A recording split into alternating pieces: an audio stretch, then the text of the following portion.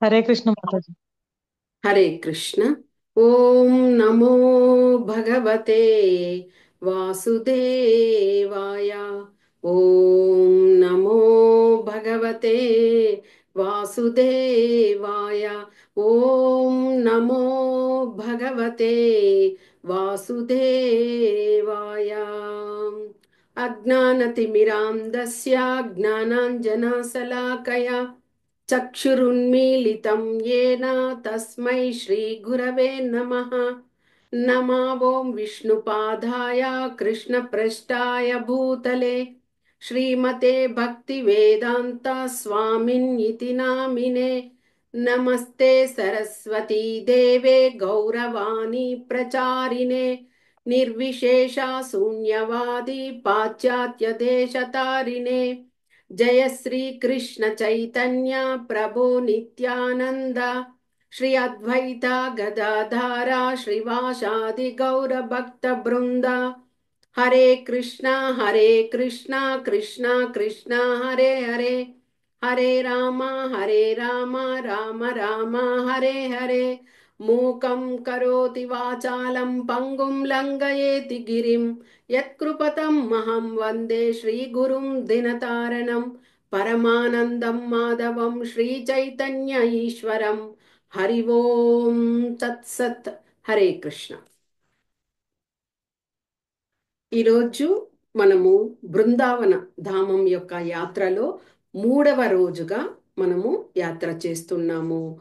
మనం ఇంతవరకు బృందావనము అనేది ఎంత విశిష్టమైనటువంటి ధామము. తర్వాత ఆ బృందావనంలో షడ్ గోస్వాములు, ఇతర గోస్వాములు అందరూ కూడా ప్రతిష్టాపన చేసి ఆరాధన చేసినటువంటి మందిరాలు. షడ్ గోస్వాములు తీసుకున్నప్పుడు శ్రీల ఆ, ఆ, శ్రీల రూప గోస్వామి ఆయన వచ్చి శ్రీ రాధా గోవింద మందిరాన్ని స్థాపించారు. సనాతన గోస్వామి ఆయన శ్రీ రాధా మదనమోహన మందిరాన్ని స్థాపించారు. శ్రీల జీవ గోస్వామి ఆయన శ్రీ రాధా దామోదర మందిరాన్ని స్థాపించారు. శ్రీల గోపాల భట్ట గోస్వామి ఆయన శ్రీల రాధా రమణ మందిరాన్ని స్థాపించి ఆరాధించారు.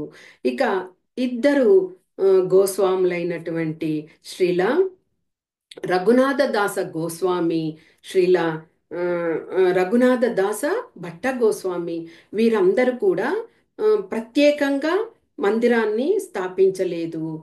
కాకపోతే శ్రీల రూప గోస్వామి స్థాపించినటువంటి శ్రీ రాధా గోవింద ఆ విగ్రహాలనే వీళ్ళు ఆరాధన చేస్తూ ఉన్నారు. అదేవిధంగా శ్రీల మధు పండిట్ ఆయన స్థాపించినటువంటి శ్రీ రాధా గోపీనాథ మందిరాన్ని దర్శనం చేసుకున్నాము. అదేవిధంగా శ్రీల విశ్వనాథ చక్రవర్తి గారు స్థాపించినటువంటి శ్రీ రాధా గోకులానంద మందిరాన్ని మనము దర్శనం చేసుకున్నాము.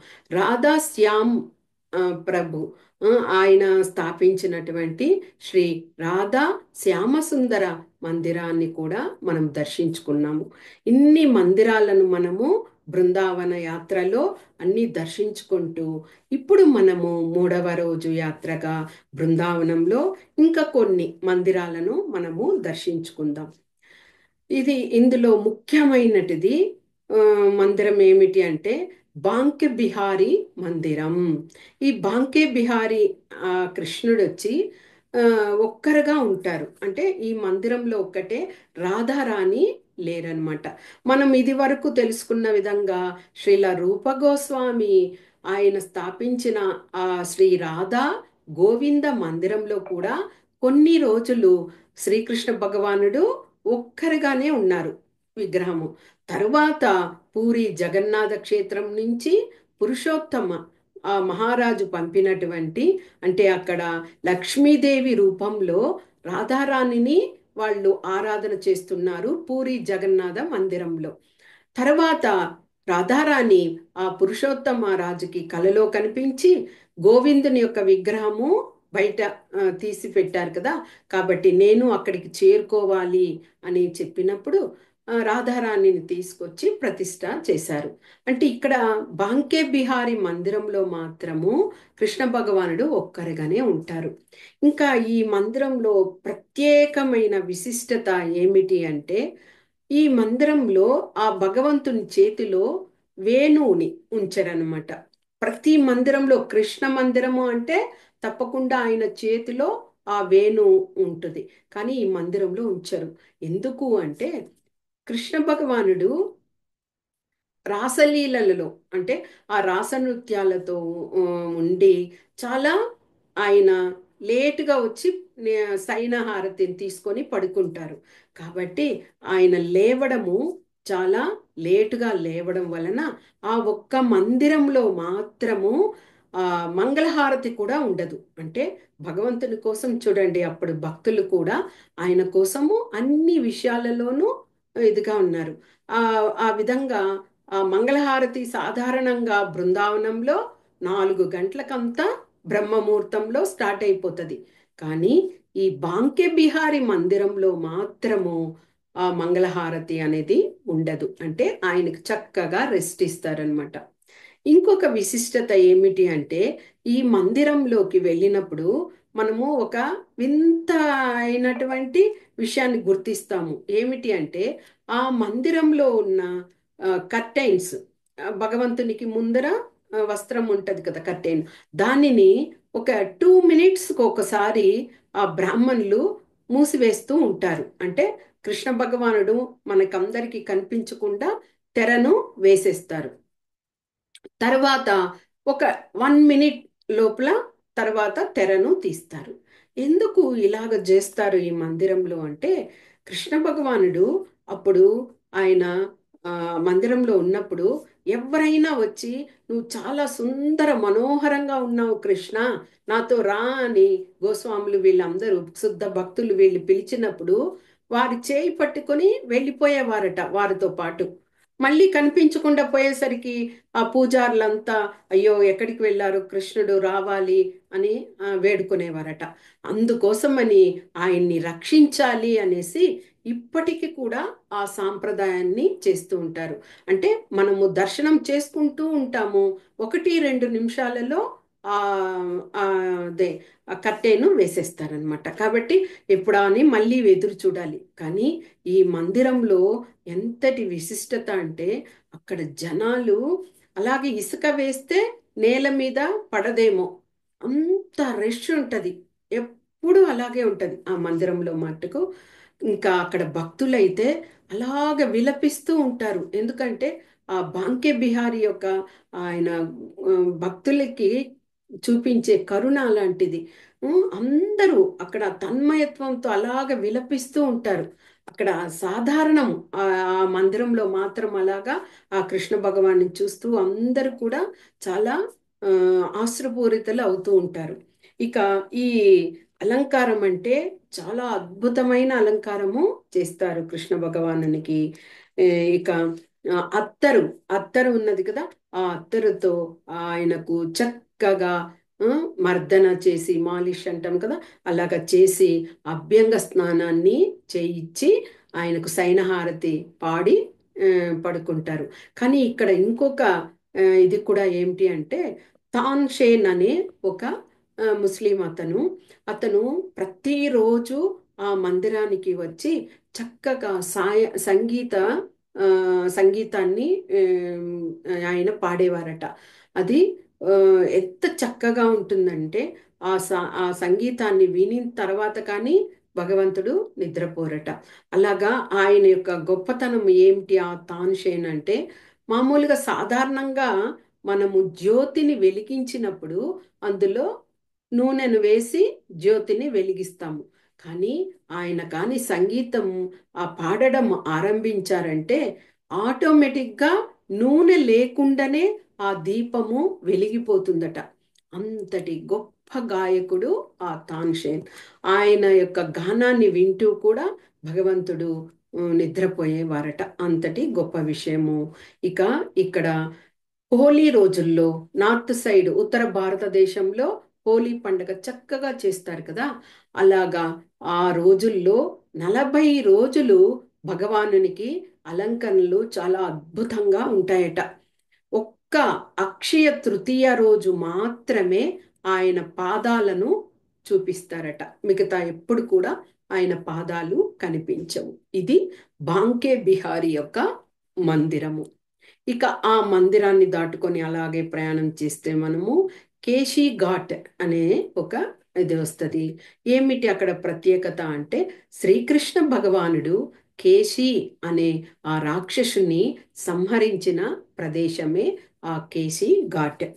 తర్వాత అక్కడి నుంచి బయలుదేరితే వంశీవట.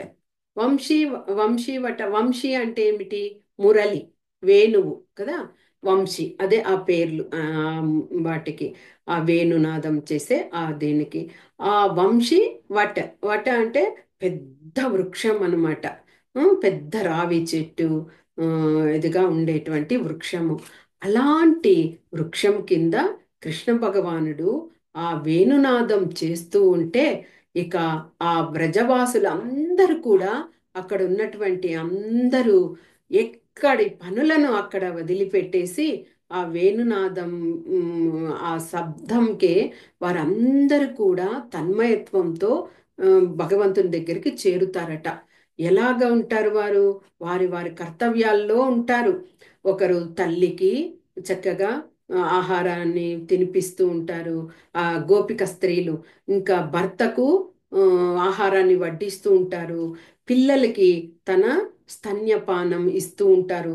వాటిని కూడా విడిచిపెట్టేసి ఆ వేణువు ఎప్పుడైతే శబ్దం వినిపిస్తే అందరూ ఎక్కడ పనులు, కొంతమంది గోవులకు గడ్డి వేస్తూ ఉంటారు, కొంతమంది ఇంటి పనులలో మమేకమై ఉంటారు. అలాగ ఏ పనులు ఉంటే కూడా వాటిని అంతా విడిచిపెట్టి ఆ వంశీ వాటి దగ్గరికి చేరుకుంటారట. అలాగే ఇక్కడ కూడా ఒక లీల జరిగింది. ఇలాగ భగవంతుడు ఆ వేణునాదం చేసేసరికి అందరు వెళ్ళిపోతూ ఉంటే, ఒక అత్తగారు ఏం చేశారు, కోడలికి ఇంకా పని పాట లేదు, నిరంతరము ఆ వేణువు శబ్దం వింటే ఇంకా అలాగే ఆ, మంత్రించిన అదే ఇదేలాగా సర్పంలాగా అలాగే వెళ్ళిపోతూ ఉంటది. అలాగా అనేసి ఈరోజు ఎలాగన్నా ఆమెని రూమ్లో వేసి బంధించేయాలి అనేసి అక్కడ రూమ్లో వేసేసారట. వేసేసేసరికి ఆమె చాలా మదన పడిపోతుంది. కృష్ణయ్యను చూడాలి నేను అని మదన పడిపోతుంటే, కృష్ణయ్యకు ఆ విషయము ఆలకించారు. వెంటనే ఒక గోదూడ, దూడలాగా వారి ఇంటి ముందుకు వచ్చి అది అరుస్తూ ఉందట. ఇక ఆ గోపిక ఇంటి లోపల నుంచి కిటికీని తీసి చూసేసరికి ఆ గోదూడ, ఫస్ట్ దూడలాగా కనిపించిన ఆ దూడ తర్వాత కృష్ణయ్యలాగా మారిపోయి ఆ స్త్రీకి కనిపించడం జరిగిందట. ఆ విధంగా ఆమె ఆ అక్కడికి వెళ్ళకపోయినా కృష్ణయ్య అక్కడికి వచ్చి ఆమెకి అలాగా తెలియచేయడం జరిగింది. ఇలాంటి లీల జరిగిన ప్రదేశము ఆ, ఆ వంశీవట్. తరువాత అక్కడి నుంచి బయలుదేరితే మనము గోపీశ్వర దేవాలయము అక్కడికి చేరుకుంటాము. ఇక్కడ గోపీశ్వర దేవాలయంలో శివుడు, పరమశివుడు స్త్రీమూర్తి రూపంలో ఉంటారనమాట. దానికి కారణం కూడా ఆయన ఆ భగవంతుని యొక్క రాసలీలల్లో పాల్గొనాలి అని అనుకున్నప్పుడు, ఆ రాసలీలల్లో మగవాళ్ళకి అనుమతి లేదు. కాబట్టి ఆ లలిత, విశాఖ, ఆ సకులు వాళ్ళందరూ కూడా ఆయన్ని ప్రత్యేకంగా కొలనంలో స్నానం చేశాక ఆయన స్త్రీ రూపం గోపీశ్వర, అదే గోపి, ఆ రూపంలో వచ్చేసరికి ఇక ఆయనకి ఆ భాగ్యం కలిగింది. కానీ ఆయనకు తృప్తిగా లేదు. ఎందుకంటే అదే కృష్ణ భగవానుడు ఆ నృత్యాన్ని చాలా అవలీలగా, చక్కగా, మృదువుగా ఆయన గోపికలతో అంతా తిరుగుతూ చేస్తున్నారు. కానీ శివుడు ఎప్పుడు శివతాండవం చేస్తారు కదా. చాలా ఇంకా రుద్రంలో ఉంటే రుద్రతాండవం చేస్తారు ఇంకా బాగా. కాబట్టి ఆయనకు వచ్చిన విధంగా ఆ ఆ ఆ విధంగా ఆయన తిరుగుతూ ఉండేసరికి చక్కగా తెలిసిపోయింది. వేరేగా అంటే వాళ్ళు చేసే విధంగా కాకుండా ఈయన పాటకు ఈయన ఆ రుద్రతాండం లాగా, శివతాండం లాగా చేసేసరికి, తెలిసిపోయేసరికి అప్పుడు కృష్ణ భగవానుడు ఆయన అదే కృష్ణ భగవాన్ని శివుడు కోరుకున్నారట, నాకు ఏదైనా సేవని ఇవ్వండి, నేను బృందావనంలో ఉండి మిమ్మల్ని ఎప్పుడు చూసుకునే భాగ్యాన్ని ఇవ్వండి అంటే ఆ ప్రదేశంలో ఆయనకు పాలకుడుగా అక్కడ అందరూ ఎవరు వచ్చినా కానీ వారందరూ మొదట శివుణ్ణి సేవించి తర్వాత ఆ నామంతో హరినామంతో భగవంతుని కూడా సేవిస్తారు. ఆ విధంగా క్షేత్ర పాలకుడిగా అక్కడ ఆయన ఉండడం జరుగుతుంది.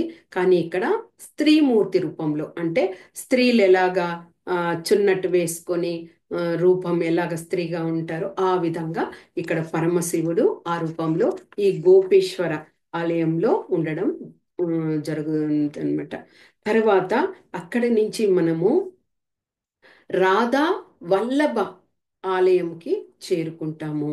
ఇప్పుడు మనము ఆ, వీడియోలో చూస్తున్నాం కదా, ముగ్ధ మనోహరంగా కృష్ణ భగవానుడు ఆ, ఉన్నారు కదా, అదే రాధా వల్లభుడు అనమాట. ఈ రాధా వల్లభుడు యొక్క ఆలయం కూడా చాలా పురాతన ఆలయము, చాలా అద్భుతమైన ప్రదేశం అన్నమాట.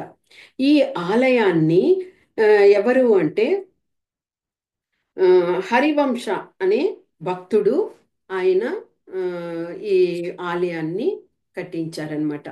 అంటే ఎవరు ఈ హరివంశ అని చూస్తే మనకు ఈ హరివంశజీ అనే ఆయన ఒకసారి బృందావనానికి వెళ్ళాడనమాట. బృందావనానికి వెళ్ళినప్పుడు అక్కడ ఏమైంది, ఆ ప్రదేశంలో ఆత్మదేవుడు అనే ఒక భక్తుణ్ణి ఆయన ఆ, ఆ, కలుసుకున్నారనమాట. ఈ ఆత్మదేవుడు అనే అతను చాలా గొప్ప భక్తుడు, శివుని పూజిస్తూ ఉండేవారనమాట. అలాగ శివుని పూజించి మెప్పించి ఆయన ఆ బృందావనంలో చాలా సంవత్సరాలు తపస్సు చేసి శివుని మెప్పించి ఆయన ఏం కావాలి నీకు కోరుకో అన్నప్పుడు ఆ ఆత్మదేవుడు ఏం చెప్పారట, నాకు నీకు ఇష్టమైనది, నీకు ప్రియమైనది, అమూల్యమైనది అలాంటి ఆ వస్తువుని నాకు ఇవ్వు శివ అనేసి ఆ ఆత్మదేవుడు కోరుకున్నారట. అప్పుడు అక్కడ శివుడు ఏమి బృందావనంలో ఈ రాధా వల్లభుడిని యొక్క విగ్రహాల నుంచి ఆయన ఆరాధన చేస్తూ ఉన్నారు. నాకు ప్రియమైనది ఈ రాధా వల్లభుడే, నువ్వు కోరావు కాబట్టి నీకు ఇస్తున్నాను అని ఆయనకు ఇవ్వడం జరిగింది. అదేవిధంగా మనము త్రేతాయుగంలో చూసినప్పుడు కూడా శ్రీరామచంద్రుడు తమ ఇంట ఇలవేల్పోయినటువంటి ఆ విగ్రహాన్ని, శ్రీరంగనాథుని యొక్క విగ్రహాన్ని విభీషణుడికి ప్రియంగా ఇచ్చారు. అంటే ఇక్కడ ఆ, భగవంతుని యొక్క ఆ తత్వము భక్తుడే కదా అడిగితే వేరేది ఇవ్వవచ్చు అని కాకుండా కోరుకున్న విధంగా తృప్తిగా భక్తుణ్ణి మోక్షం ఇవ్వడం అనమాట అది. ఆ విధంగా ఇక్కడ కూడా ఆ ఆత్మదేవునికి ఆ విగ్రహాన్ని ఇవ్వడం జరిగింది. అలాగా ఆత్మదేవుడు ఆ రాధావల్లభుడిని ఉంచి మందిరాన్ని కట్టించి ఆరాధన చేస్తూ ఉన్నారు. అతనితో పాటు ఈ హరివంశజీ, హిత హరివంశజీ అతని పేరు, ఆయన కూడా ఉండడం వల్ల ఆయనకు ఆ రాధా వల్లభుడు మనం చూస్తున్నాం కదా, ఎంత ముగ్ధ మనోహరంగా అలంకరణ ఎంత బాగుంది చూడండి. ఆ ముగ్ధ మనోహరమైన ఆ వల్లభుడిని చూసేసి అలాంటి విగ్రహం నాకు ఉంటే నేను కూడా ఆయనకు చక్కగా వస్త్రాలను అలంకరింపజేయవచ్చు, పూలను అలంకరింపజేయవచ్చు కదా అని మనసులో కోరుకున్నారట. అలాగే ఎప్పుడైతే మనస్ఫూర్తిగా ఆయన కోరుకున్నారో భగవంతుడు ఆ ఆ ఆత్మదేవుడు ఉన్నారు కదా, ఆయన ఆ, ఆ, ఇదే కలలో కనిపించి ఈ విగ్రహాన్ని నువ్వు హరివంశకు కొన్ని రోజుల కోసము ఇవ్వు అని చెప్పడం జరిగింది. కానీ హరివంశ సారీ ఆయనకు ఇవ్వు అని చెప్పడం జరిగింది.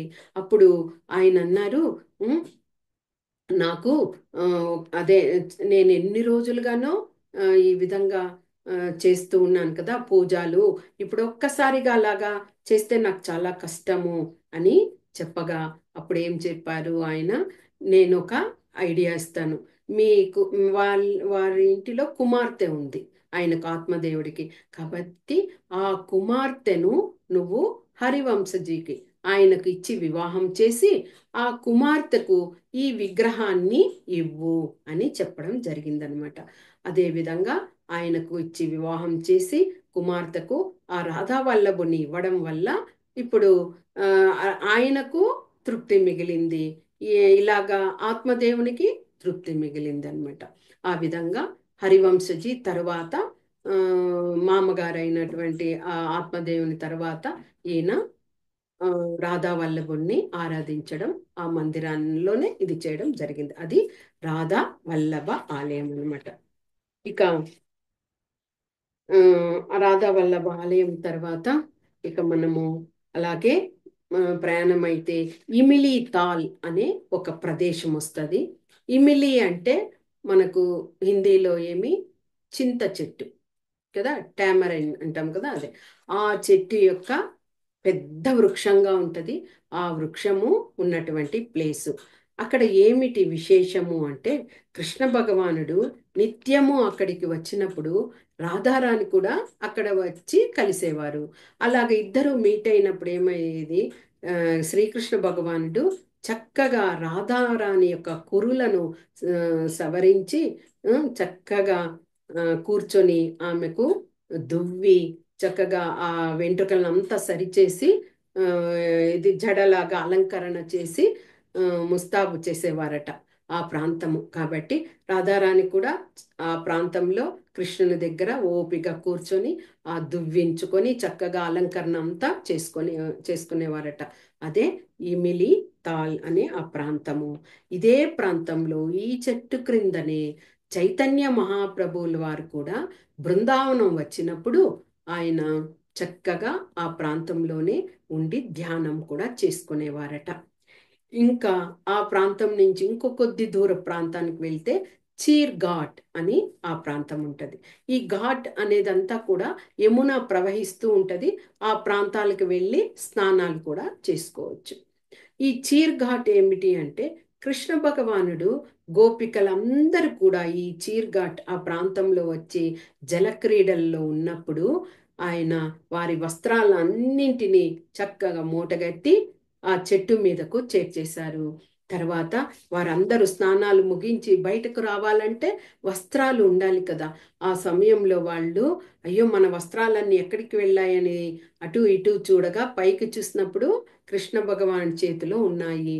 అప్పుడు అందరూ కృష్ణ మాకు ఆ వస్త్రాలన్నింటినీ ఇవ్వు, మేము ఇల్లు చేరుకోవాలి అని అడిగినప్పుడు మీరందరూ కూడా చేతులెత్తి నమస్కరిస్తూ అడగండి, అప్పుడే నేను మీకు మీ మీ వస్త్రాలను ఇస్తాను అని చెప్పినప్పుడు వారు ఇంకా గత్యంతరం లేకుండా అదే విధంగా కృష్ణ భగవాన్ని వేడుకున్నప్పుడు ఆ వస్త్రాలన్నింటినీ ఇచ్చేశారట.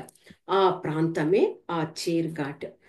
ఏ విధంగా ఇంకా యమునా నది ముఖ్యమైనది బృందావనంలో, యమునా నది కదా. యమున ఏ విధంగా కలియుగంలో ఈ విధంగా నదిలాగా ఉన్నారు అని ఒక పాస్ట్ టైం చూసినప్పుడు యమున మొదట ఒక స్త్రీమూర్తి ఆమె, తర్వాతనే నదిలాగా ప్రవహిస్తుంది. గంగా నది కూడా అలా కాదు. గంగా ఎక్కడున్నారు, ఆకాశంలో ఉన్నారు. భగీరథుని యొక్క కోరిక మీద ఆ ఆ అదే వామనుని యొక్క పాదాల మీద పడి తర్వాత శివుని యొక్క జటంలో బంధించబడి ఆ, ఒక 10 ధారలుగా కొద్ది కొద్దిగా రావడము జరిగింది. ఆ విధంగా ఒక్కొక్కరు ఒక్కసారిగా ఆ, జన్మించడం కాదు, వారి యొక్క ఆ, ఇది ఆ, అంటే పాస్ట్ టైం అనేది ఒకటి ఉంటుంది. ఆ విధంగా యమునాకు కూడా తీసుకున్నప్పుడు ఆమె మొట్టమొదట సూర్య భగవానుడు ఉన్నారు కదా, ఆ భార్య అయినటువంటి సంధ్య, వారిద్దరి యొక్క ఆ, వారికి ఇద్దరు పిల్లలు, ఒక కుమారుడు కుమార్తె.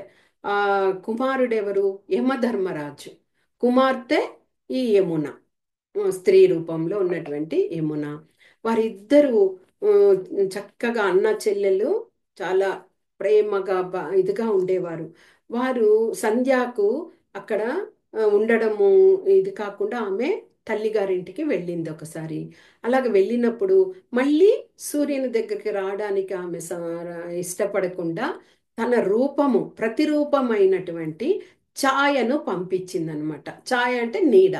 ఆ ఛాయ వెళ్ళినప్పుడు ఆ ఆ సూర్యునికి ఛాయకు మళ్ళీ ఒక కుమారుడు జన్మించడం జరిగింది. అదే శని భగవానుడు, శని దేవుడు అంటాం కదా, శని. తర్వాత ఈమె పినతల్లి అయ్యింది కదా వీళ్ళిద్దరికి, యమరాజుకు యమునకు. అలాగ పినతల్లి అంటేనే కొద్దిగా కొన్ని విషయాలలో ఇదిగా ఉంటుంది. ఆ విధంగా వీరిద్దరిని ఒక వేరే విధంగానే చూస్తూ ఉండేది. అప్పుడు వారి యొక్క నడవడిక అది నచ్చకుండా ఆమె ఒక రోజు శాపం ఇస్తుంది. ఏమిటి అంటే, నువ్వు ఎవరెవరైతే మరణిస్తారో ఆ మరణించిన తర్వాత వాళ్ళని తీసుకువెళ్ళి ఒక లోకం, యమలోకం, అలాంటి లోకంలో ఉంచి వాళ్ళ యొక్క పాప కర్మలను తగిన విధంగా వాళ్లకు నువ్వు ఆ నిర్ణయం తీసుకునే ఉండేటువంటి ఆ స్థానంలో నువ్వు ఉంటావు అని యమరాజుకి యమరాజుకి ఈమె చెల్లెలైనటువంటి యమున సపోర్ట్గా ఉండడం, అంటే పినతల్లి అలాగా వాళ్ళని నిందిస్తున్నా అపవాదు చేస్తున్నా అన్నకు సపోర్టుగా అలాగా ఉండడం వల్ల ఆమెకి నువ్వు భూలోకంలో నదిగా ప్రవహించి అందరి పాపాలన్నింటినీ తీసుకుంటూ అలాగే ప్రవహిస్తూ ఉండు అని ఆమెకి శాపము ఇవ్వడం జరిగింది. అలాగా వారిద్దరూ అన్నా చెల్లెళ్ళు, యమధర్మరాజు యమున, వాళ్ళిద్దరూ చక్కగా వారి వారి స్థానాలకు వచ్చేసారు. కానీ ఉత్తర భారతదేశంలో బాయ్ తీజ్ ఫెస్టివల్ అని జరుగుతుంది. అలాంటి రోజు తప్పకుండా యమధర్మరాజు యమున దగ్గరికి నది అక్కడికి వచ్చి ఆయన స్నానం చేసి ఆమె యొక్క ఆమె అదే ఇచ్చినటువంటి ఆ పదార్థాలన్నింటినీ తృప్తిగా సేవించి ఆశీర్వాదం తీసుకుంటారట.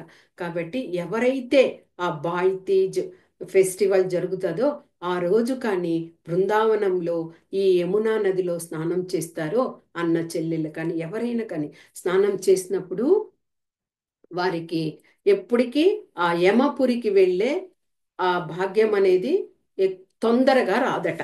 అది అది యమున గురించి. ఇక ఇంకా ముఖ్యమైన విషయము ఏమిటి అంటే, అక్కడ బృందాదేవి మందిరము. మనం బృందాదేవి గురించి చాలాసార్లు తెలుసుకున్నాము. ఆ బృందాదేవి మందిరం కూడా చాలా అద్భుతంగా ఉంటుంది.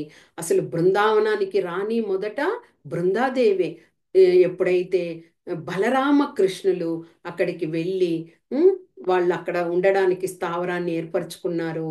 తర్వాత రాధారాణి కూడా అక్కడ బర్సానా నుంచి కృష్ణుని కలవడానికి రావడము అలాగ చేస్తున్నప్పుడు బృందాదేవే రాధాకృష్ణులను ఆ బృందావన మందిరం ఉంది కదా, ఆ అడవి ప్రాంతము, ఆ ప్రాంతంలో వాళ్ళని కలుసుకోవడానికి వారి మధ్య సమావేశం ఏర్పరచడము అవన్నీ కూడా బృందాదేవి చేస్తూ ఉండేవారు. అలాగ చేస్తూ ఉన్నప్పుడు ఆమె ఆ కృష్ణునికి రాధారానికి చిన్న చిన్న విషయాలలో మనస్పర్ధలు అలాగ వచ్చినప్పుడు ఒకసారి రాధారాణి అడుగుతారు, నువ్వేమి ఈ బృందావనానికి రాజువా, నీవు కూడా అలాగా వచ్చిన వాడివే కదా అంటే, అప్పుడు కృష్ణ భగవానుడు అంటారు, నువ్వు కూడా రానివి కాదు కదా ఈ బృందావనానికి, బృందాదేవినే తులసి మహారాణి ఈ దేనికి రాణి అన్నప్పుడు అప్పుడు బృందాదేవి తన ఆ ప్రాంతం అంతా దానిని వచ్చి రాధారానికి అప్పగించారు. ఇక మీదట నుంచి రాధారాణే ఈ బృందావనానికి బృందావనేశ్వరి అని చెప్పి అని ఆమెకు అప్పగించారు. అప్పటి నుంచి రాధారాణి ఆ బృందావనానికి ఆమె రాణి అనమాట.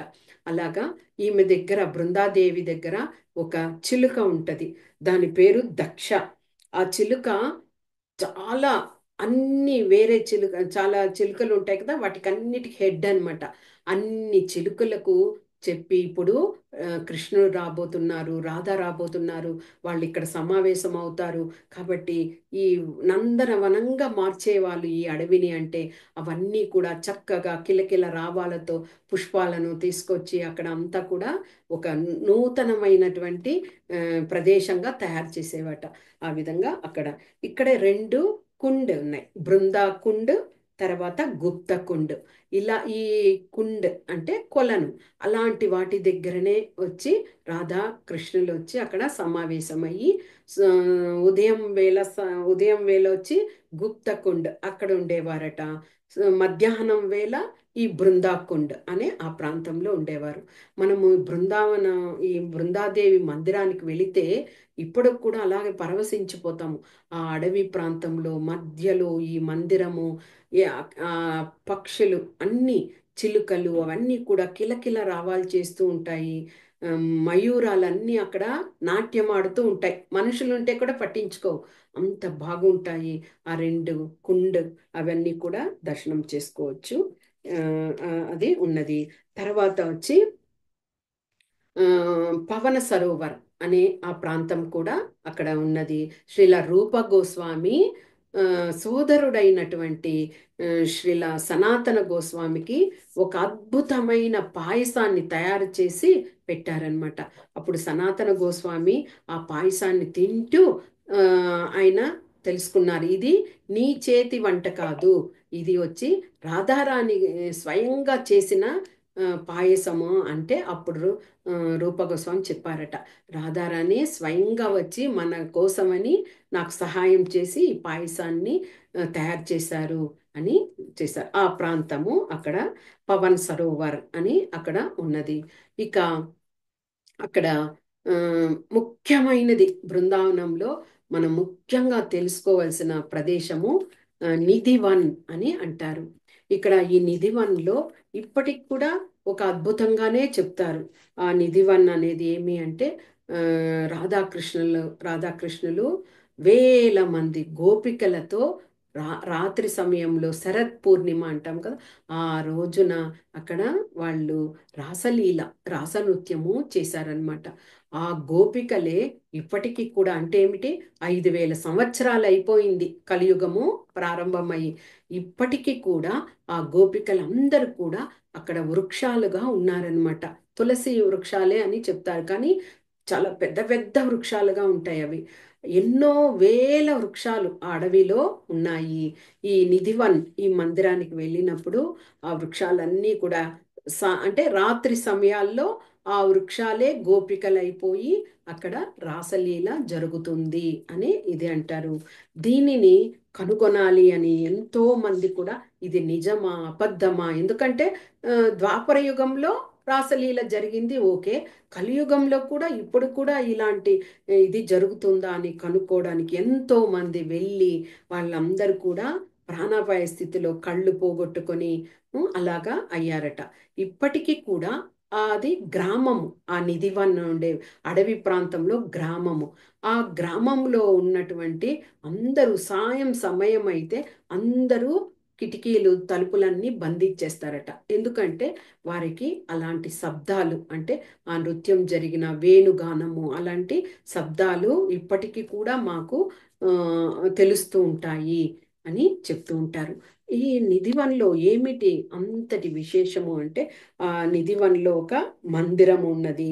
ఆ మందిరంలో రాధాకృష్ణులు యొక్క విగ్రహాలు ఉన్నాయి కదా, అక్కడ ఒక పక్కనే ఆ, ఒక గది ఉన్నది. ఆ గదిలో ఆ పూజారులు, అంటే అది ద్వాపర యుగం నుంచి సాంప్రదాయబద్ధంగా అలాగే వస్తూ ఉన్నటువంటి విషయము. ఆ గదిలో ఒక బిస్తర్, ఆ మంచం మీద చక్కగా పువ్వులను తర్వాత వేసుకునే కిల్లి, భగవంతుడు అదే పచ్చకర్పూరము తమలపాకులతో వేసుకునే, ఇది మనం వేసుకునే అలాంటిది కాదు, వాటిని పువ్వులను పళ్ళను స్వీట్లను అలాగా ఆ గదిలో ఉంచి అందరు భక్తులు చూస్తుండగానే ఒక 5-6 తాళాలను వేస్తారట.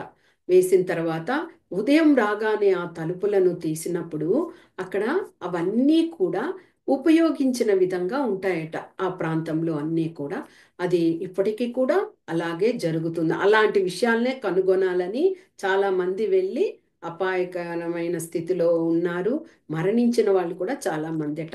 అంటే అది మనము అక్కడ ఏం జరుగుతుంది అనేది వింతగా తెలుసుకోవడం కన్నా, నిజంగా భగవంతుడు ఉన్నాడు, ఉండడం వల్లనే అలాంటి ఆ పరిస్థితికి ఆయన మరి తాళాలు వేసి ఉంచిన ఆ గదిలో ఆ ఆ స్వీట్లను తిని ఉన్నట్లుగా, దంతంతో బ్రష్ చేసుకున్న బ్రష్తో దంతాన్ని శుభ్రపరచుకున్న విధంగా, ఉపయోగించిన విధంగా అవన్నీ కూడా అక్కడ అలాగా ఉంటాయని చెప్తారు.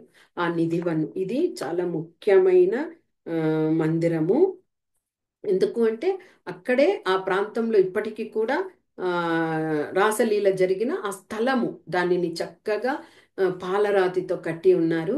ఆ ప్రాంతానికి వెళ్తే నిజంగా భగవంతుడు ఈ ఈ ప్రదేశంలో గోపికలతో రాసలీలన ప్రదేశమా అని మనకే ఒక విధమైన శరీరం పులకించిపోతుంది. ఆ ప్రాంతంలో అంత బాగా ఇదిగా ఉంటుంది. అది ఇంకా చాలా విషయాలు ఏమి అంటే 12 వనాలు ఉన్నాయి. ఈ 12 వనాల గురించి కూడా నేను ఒక క్లాస్లో చెప్పి ఉన్నాను. ఆ లింక్ కూడా మీరు ఆ వనాల గురించి అని ఇది ఉన్నప్పుడు చూసినప్పుడు మీకు ఆ వనాల గురించి పూర్తిగా 12 వనాల గురించి ఉంది. అలాంటి ఆ 12 వనాలేమి భాండీరవనం, బిల్వవనం, లోహవనం, భద్రవనం, కదిరవనం, కామ్యవనం, మధువనం, ఉమ్, మళ్ళీ బహుళవనం, తాళవనం, కుముదవనం, బృందావనం, ఇలాగా 12 వనాలు ఉన్నాయి. మీరు ఆ 12 వనాల గురించి మళ్ళీ ఒకసారి తెలుసుకోవాలి అంటే మీరు ఆ లింక్ ఇది చేసి చూడండి. ఇప్పుడు చెప్పిన ఆ వనాల గురించి కంప్లీట్గా ఒక్కొక్క వనంలో ఏమేం జరిగాయి, ఆ వనం యొక్క విశిష్టత ఏమిటి, అక్కడ బలరామకృష్ణులు ఎలాంటి గోచరణ లీలలు చేశారు అని అవన్నీ కూడా తెలుసుకోవచ్చు. ఇంకా ఒక్క విషయం ఏమిటి అంటే బృందావనంలోనే చరణ్పాడి అనే ఒక ప్రదేశము. ఆ ప్రదేశంలో బలరామకృష్ణులు గోవులనంతా తీసుకువెళ్ళి అక్కడ ఒక పర్వతం లాగా ఆ ప్రాంతంలో వదిలిపెట్టేసి వీళ్ళు చక్కగా అక్కడ రాతి లాగా ఉంటది. ఆ రాతి మీద ఎక్కి కూర్చొని ఆడుకుంటూ ఉండేవాళ్ళు గోప బాలురతో వాళ్ళ. అలాగా ఒక ఒక సమయంలో అక్కడ విపరీతమైన వేడిగా ఉండడం వల్ల కృష్ణ భగవానుడి యొక్క పాదాలు ఆ రాతి మీద పెట్టడం వలన అలాగే ముద్రలు పడి ఉన్నాయి. అదే చరణ్, చరణ్ పాడి. అంటే చరణ్ అంటే పాదాలు ఆ పర్వతం మీద ఆ రాయి మీద పెట్టిన